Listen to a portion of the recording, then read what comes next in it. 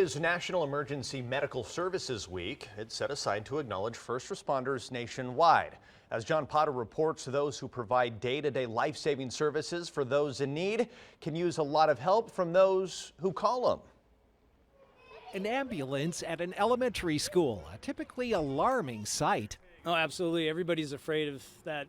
Their child is the reason the ambulance is sitting in front of that child's schools. But the paramedics aren't treating, they're teaching about what an emergency is, what number to call, what constitutes an emergency. For me to help him, what number do you guys have to call to get me?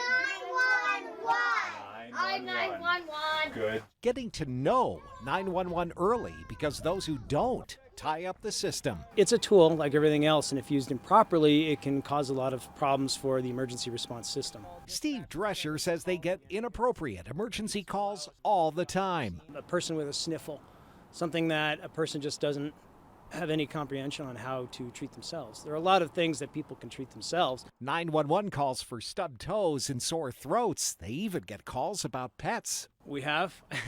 The crew teaches to call only for a true emergency. Somebody's choking. Is choking? Is that an emergency? Yes. Yeah. I was choking. How about a car crash? Yes. Yes. And it's not perfect on the other end of the call either. One big problem is that 911 dispatchers cannot tell your exact location if you're calling from a cell phone for reasons nobody can explain, but Steve Drescher will try. Cell phones are kind of a touchy subject. They can bounce signals off of many different types of towers. In those cases, paramedics have to do a little detective work. They track and they do use GPS and they do the best they can to locate where the person is. Inside his ambulance, Steve keeps the old map books around. We still have to rely on because, like all technology, it can fail. But new technology is catching up. We have mapping software on this that will allow us to find a location. Covering the story, John Potter, Channel 2 News.